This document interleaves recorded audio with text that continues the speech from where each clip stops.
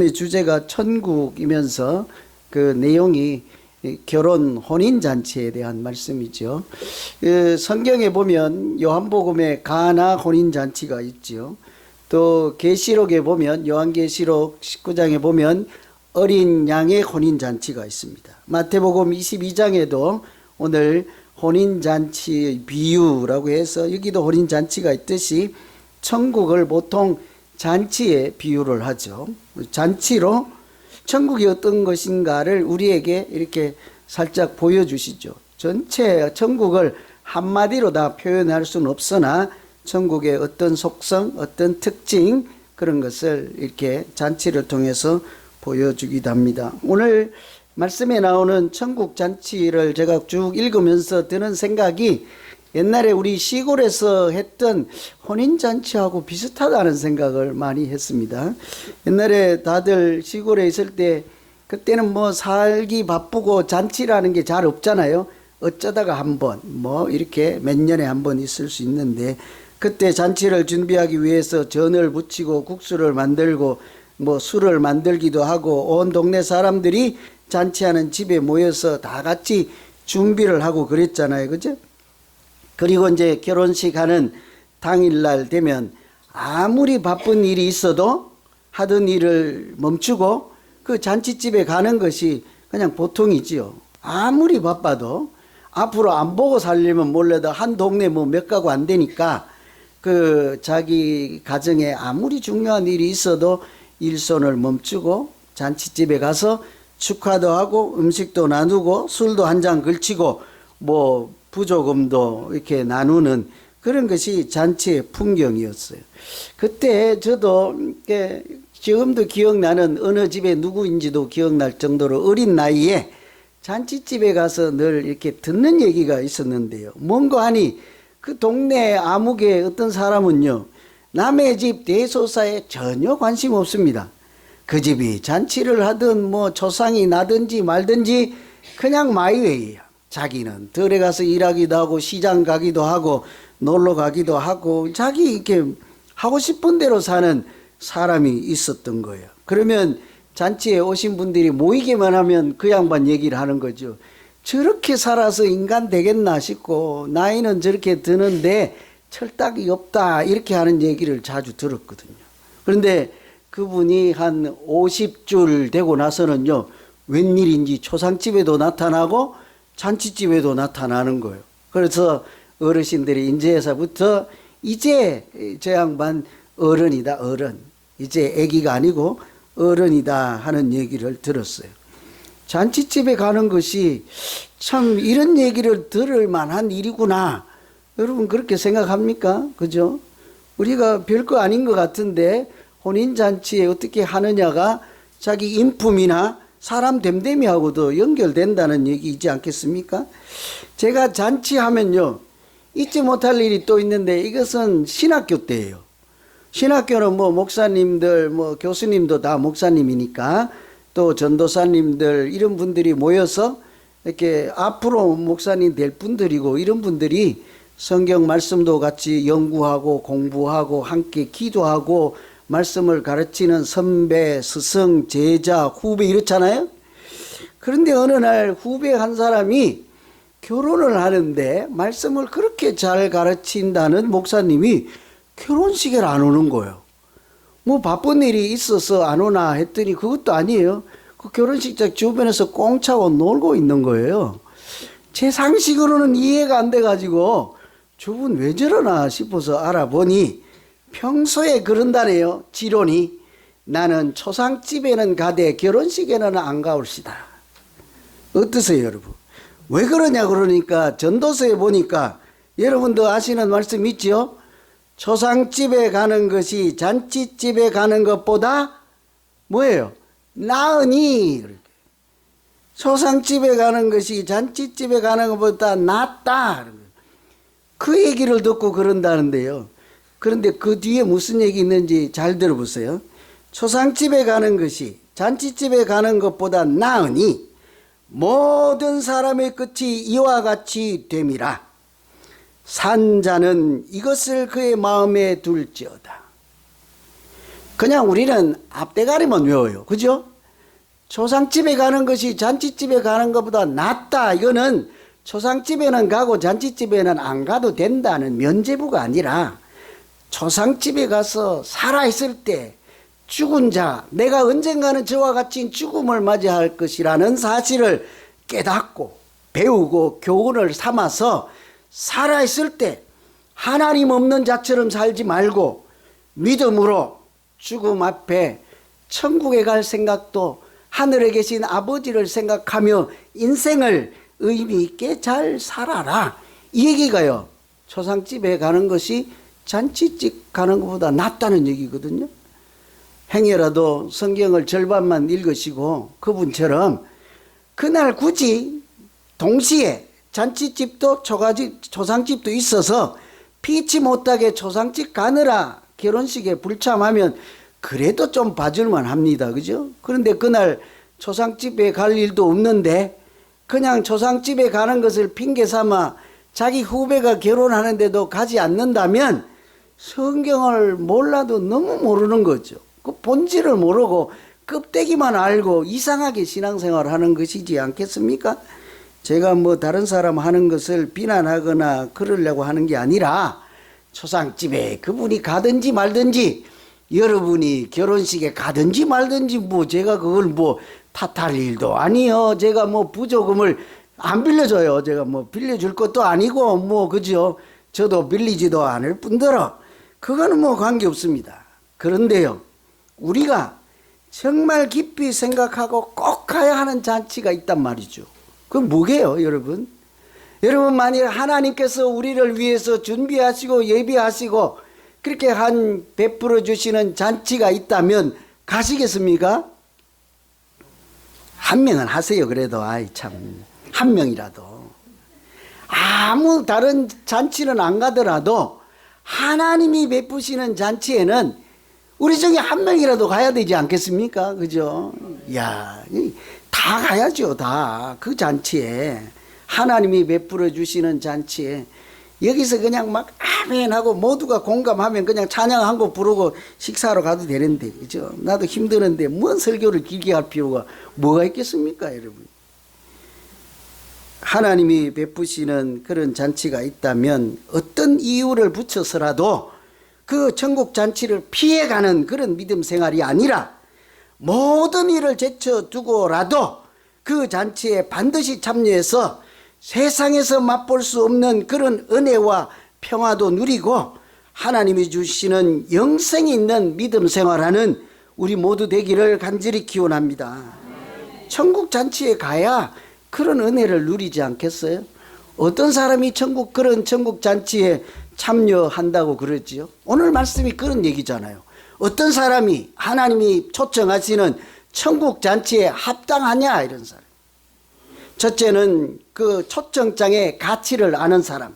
하나님이 보내시는 초청잔치, 초청장 얼마나 소중한지를 아는 사람은 그 초청장 버리지 않을 거예요.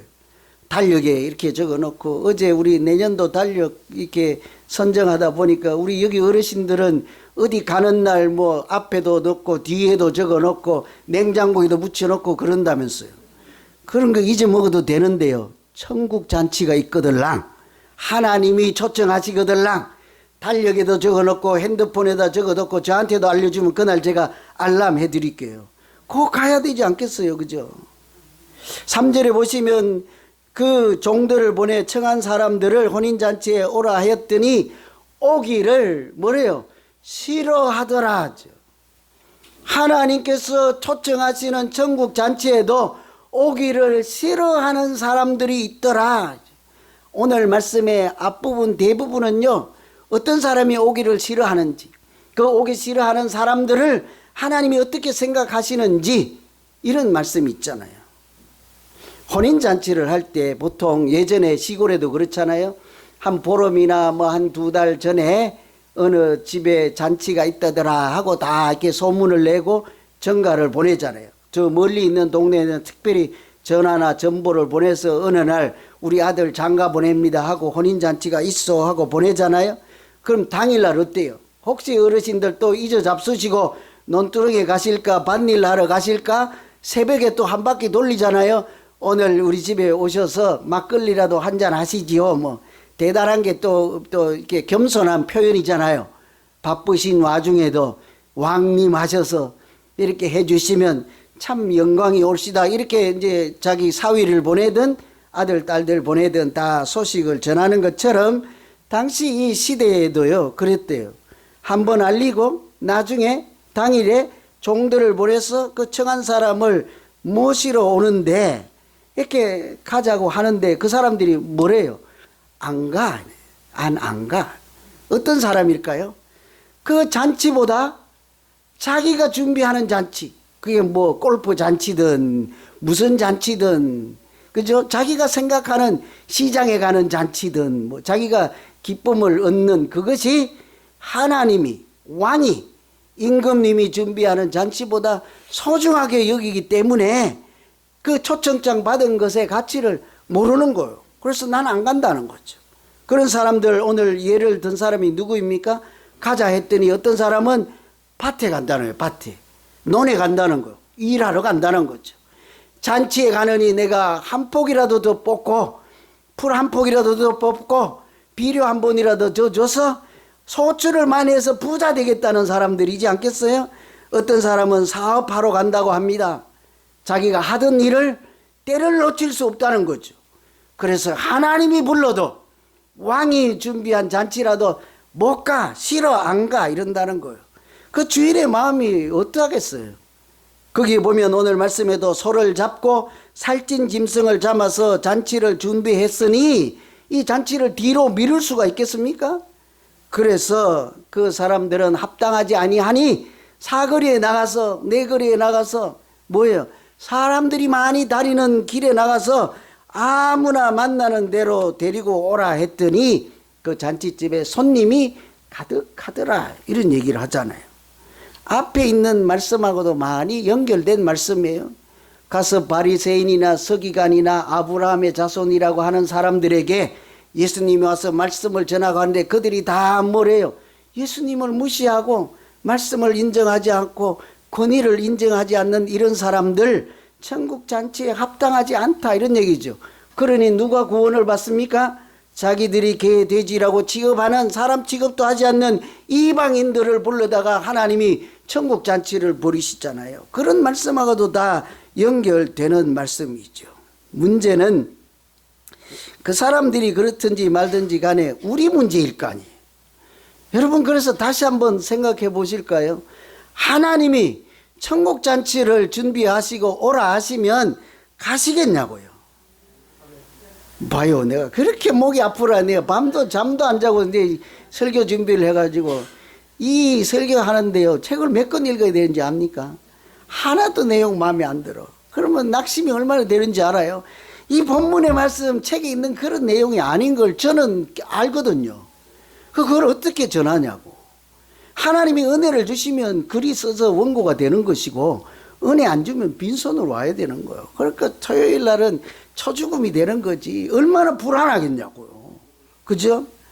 그런데 하나님이 이런 말씀을 주시는데요. 여러분, 우리가 교회를 가거나 천국에 가는 일을 세상에 자기 인생을 쌓고 자기 성공하고 자기 바쁜 일을 하는 것보다 더 우선순위에 가지 못해 자꾸 뒤로 밀려서 그 가지 않는다면 하나님이 준비하신 혼인잔치가 아무리 준비되어 있어도 그런 사람들을 오늘 말씀에 따르면 뭐라고 합니까? 합당하지 아니하다, 이렇게 얘기를 하잖아요.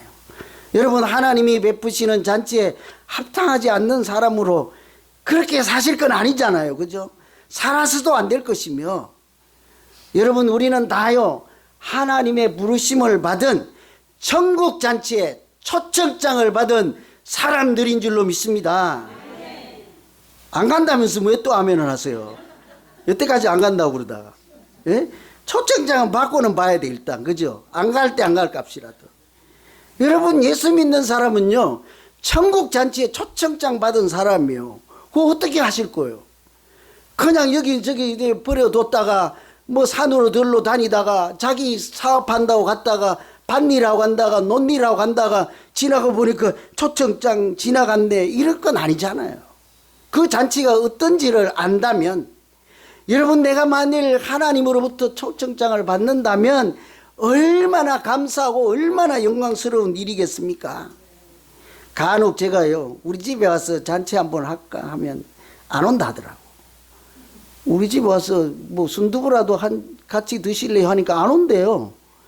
아이고, 얼마나 못났으면 집에 와서 내가 내 돈 들여서 밥 사준다는데도 안 온다고 할까. 그런데요, 제가 그러지 말고 저 바이든이나 트럼프가 오라 하면 그래도 안 가시겠습니까, 여러분? 주일날 교회 빠져놓고 갈 거예요. 표정들이 딱 그 꼴이에요. 예? 그죠?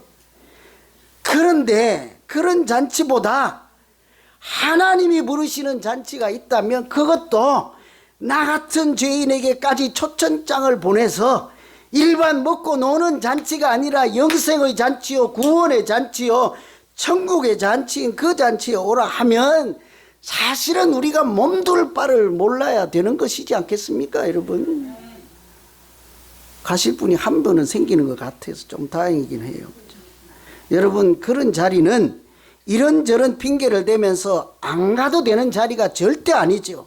사업이나 밭일이나 논일 한다고 뭐 다른 무엇을 한다고 뒤로 밀칠 것이 아니라 가장 먼저 달려가야 하는 구원의 잔치, 생명의 잔치가 하나님께서 베푸는 잔치인 줄로 믿습니다. 그곳에 가서 그 잔치에서 얻을 수 있는, 누릴 수 있는 하나님만 주시는 신령한 은혜를 다 누리는 모두 되기를 간절히 소망합니다. 요한복음 보면 2장에 가나 혼인잔치가 있잖아요. 거기서 예수님이 뭐 하던가요? 물로 포도주를 만드신대잖아요. 그 잔치에 가야 물로 포도주를 내게 하시는 그 영생의 잔을 받고 구원의 잔을 받고 하나님이 주시는 기쁨에 참여하지 않겠습니까? 그런 하나님이 베푸시는 잔치에 가야 하나님이 차려주시는 그 잔치상을 받아 누리지 않겠습니까? 시편 23편에 보면요, 이런 말씀이 있어요. 주께서 내 원수의 목전에서 내게 상을 차려주시고 기름을 머리에 부으셨으니 내 잔이 넘치나이다. 이게 무슨 상이에요? 원수의 목전에서 내게 상을 주시고, 금메달이에요, 은메달이에요? 그거 아니에요. 원수의 목전에서 내게 밥상을 차려주시고요, 잔치상을 차려주시고, 이런 얘기란 말이에요. 은메달, 금메달, 그런 상장상이 아니란 얘기예요. 그래서 다른 번역을 제가 한번 읽어드릴게요. 주님께서는 내 원수들이 보는 앞에서 내게 잔치상을 차려주시고 내 머리에 기름 부으시어 나를 귀한 손님으로 맞아주시니 내 잔이 넘치나이다. 원수들이 보는 앞에서요, 뭐요? 사탄 마귀가 우는 사자처럼 나를 천국에 가지 못하도록 옮겨먹을 때, 죄가 와서 나를 무너뜨리고자 할 때 하나님이 거기서도 무슨 상을 나에게 지켜주시고 보호하시고 오히려 잔치상을 차려주시고 기름을 부어서 택함을 받게 하시고 구별하여서 귀한 손님 대접을 해주시니 얼마나 내게는 과분수입니까? 분수에 넘치는 일이지 않습니까? 그러니 잔이 넘치나이다. 우리가 원수의 목전에서 차려주시는 상처럼 죄의 문턱에서 죽음의 문턱에서 구원해 주시는 은혜의 상을 받고 천국 잔치에 참여하는 그런 믿음 생활, 저는 우리 교인 모두가, 우리 성도님 모두가 그런 믿음 생활이 되기를 다시 한번 간절히 기원합니다. 그러면요, 꼭 짚어봐야 되는 것이 있어요. 주일날 예배 오는 것도요, 온전한 천국 잔치는 아니지만 이 땅에서 우리가 매주 경험하는 천국 하나님이 부르시는 잔치이지 않겠습니까? 안 오시려고 아멘 안 하는 거 다 알아요. 여러분, 예배의 첫 번째 순서가 뭔지 알아요? 예배, 전주, 간주, 찬송? 아니에요. 예배학을 배우면요, 예배의 첫 순서는 하나님의 부르심이에요. 초청이라고요. 하나님이 부르실 때만 부름받은 자들이 그 앞에 나와서 죽음을 당하지 아니하고 오히려 거룩하다 거룩하다 신령한 노래를 부르며 하나님 앞에서 주시는 말씀을 먹으며 그렇게 믿음으로 살아가게 되는 줄로 믿습니다. 예배 출발은 하나님의 부르심이에요. 하나님의 부르심 앞에 나아가는 것이 우리가 매주일 드리는 신령한 예배이니까 이 땅에서 베풀어 주시는 천국 잔치의 작은 모델을 그것을 소홀히 여기고 이렇다 저렇다 이 핑계 저 핑계 하다가 나중에 진짜로 하나님이 천국 잔치를 열어주실 때 아니요 고추 따러 가야 되는데요. 그러시겠습니까 여러분? 저는 우리가 항상 어떤 순간에서든지 하나님이 부르실 때 그 잔치에 참여해서 신령한 은혜로 함께 하나님과 동행하는 모두 되기를 기원합니다. 두 번째는요, 그 천국 잔치에 참여하는 사람이 이렇게 예복 입은 사람이에요. 예복. 이 12절에 보면 친구여 어찌하여 예복을 입지 않고 여기 들어왔느냐 하니 그가 아무 말도 못하거늘. 그 예복 입지 못한 사람 어떻게 됐습니까? 잔치에 쫓겨나잖아요. 쫓아내라 그랬잖아요. 오기는 왔는데 오는 것까지는 잘했습니다. 그런데 옷을 입지 않았네. 그죠? 요즘 식당에나 뭐 어디에 갈 때 보면 드레스 코드라고 하는 거 있죠. 저도 이제 목사니까 양복이 그래도 제법 많아요. 근데 우리 딸이 결혼할 때 드레스 코드라는 게 있다고 나는 영어도 잘 못하는데 알아도 듣지도 못하는데 드레스 코드가 있다 그래가지고 무슨 색을 입어야 되네 뭐네 해야 된다 그래갖고 양복이 저렇게 많은데 무슨 소리냐 낭비다 낭비. 근데 어떻게 해요? 안 입으면 아빠라도 못 옵니다. 어떻게 할 거예요? 그래서 그 어쩔 수 없이 또 거기서 돈을 들여갖고 저 1시간까지 차를 타고 가서 그 옷을 해입고 갔잖아요. 결혼식을 가야 되니까. 이 오늘 말씀의 배경 당시에도 마찬가지예요.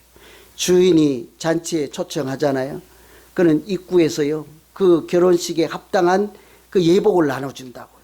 그 가문에 따라 다르겠지만 그래서도 성경에 예복 맡은 자라는 말씀이 나오거든요. 그 옷을 내가 마음대로 나는 그냥 주인이 입구에서 주는데 아니 난 싫어요. 나는 뭐 치마는 싫어요. 난 바지 입고 갈 거예요. 나는 노란색은 싫어요. 난 파란색 입고 갈 거예요. 그러지 않는다는 거. 그 집 아들 결혼식 아들을 위하여 주인이 잔치를 베푼다 했으니까 그날은 내 맘대로 하거나 나의 즐거움을 그런 만끽하는 날이 아니라 누구요? 주인공은 그날 결혼식 하는 신랑이 주인이지 않겠습니까? 그날 결혼하는 신부가 주인이잖아요. 그럼 그들에게 내 모든 것을 맞추어서 그들을 주인공으로 만드는 날이라고 해야 되잖아요. 그래서 만일 옷을 입지 않는다면 주인이 나눠주는 옷을 성의를 무시하고 예의를 무시하고 결례를 하는 그런 것과 비슷하죠. 천국 잔치에도 하나님이 예복을 보신대잖아요. 문제는 무엇이 하나님이 기대하시는 옷일까 이거예요. 이게 말이 많잖아요. 그죠? 가장 말씀드린 처럼 요한계시록에 보면 어린 양의 혼인잔치가 나오는데 거기 예복이 나와요.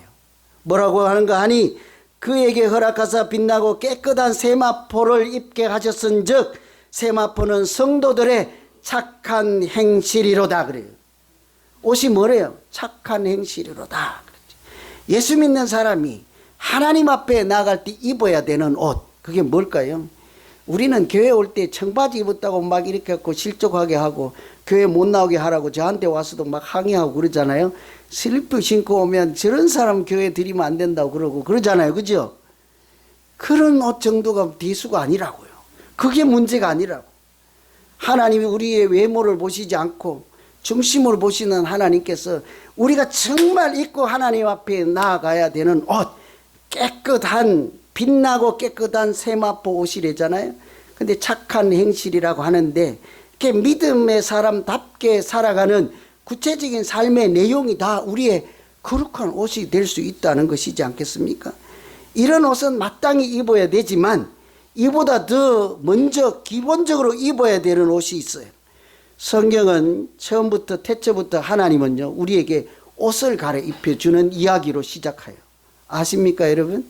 창세기에 보면 아담이 하나님께 죄를 범하고 자기가 하나님과 관계가 깨어져서 무섭고 두려워서 피해 있을 때 뭐래요? 아담아 아담아 네가 어디 있느냐 찾아오시잖아요. 근데 아담은 자기가 벌거벗은 것을 다 알고 어떻게 했습니까? 주변에 있는 무화과 나뭇잎을 엮어서 자기 수치를 가리고 옷을 해 입잖아요. 하나님이 어떻게 해요? 그때 찾아와서 아담아 하고 비록 죄를 범했지만 짐승을 잡아서 피를 흘린 그 짐승을 잡아서 가죽을 찢어서 옷을 해 입히잖아요. 가죽이 뭐 질겨서 그렇습니까? 오래 갈까봐 그렇습니까? 명품이니까 그럴까요? 그렇지 않는다고. 그 죄인된 아담의 죄를 짐승의 피로 대신 갚게 하시고 오히려 그 죄를 범했던 아담에게는 어떻게 해요? 용서라는 선물의 옷을 입히잖아요. 구원이라는 옷을 입혀서 나중에 십자가에 달리신 예수 그리스도의 보혈로 우리가 다 갈아입을 옷을 미리 보여주시는 말씀이지 않습니까? 그래서 갈라디아서 3장에 보면 누구든지 그리스도와 합하기 위하여 세례를 받은 자는 그리스도로 옷을 입은 자니라 이렇게 얘기하잖아요. 우리가 입어야 될 옷이 무엇입니까? 청바지 뭐 이런 얘기가 아니라니까요. 예수 그리스도의 옷을 입은 자들이 하나님 앞에 나가서 신령한 노래를 부르며 하나님이 주시는 은혜를 누리고 영생을 가진 믿음으로 살아가게 되는 줄로 믿습니다.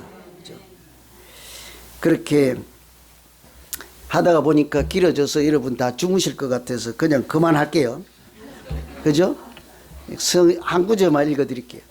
이사야 61장에 내가 여호와로 인하여 크게 기뻐하고 내 영혼이 하나님으로 인하여 즐거워한다 그래요. 하나님 때문에 내가 기쁘다. 그런데 뒤에가 중요해요. 왜냐하면 그가 구원의 옷으로 내게 입히고 의의 옷으로 내게 더하시니 신랑이 사모를 쓰고 신부가 자기 보물로 단장함 같게 하셨음이라. 하나님이 입혀주시는 옷, 거룩한 옷. 에베소에서 보면 신령한 전신갑주, 진리의 허리띠, 구원의 방패 이런 것이 다 옷이잖아요. 하나님이 입혀주시는 예수 그리스도의 보혈의 옷을 입고 그리스도로 옷을 입는다. 예수 안에서 그렇게 천국 잔치에도 참여하고 이 땅에서도 승리하는 우리 모두 되기를 간절히 기원합니다. 기도하겠습니다. 하나님 아버지,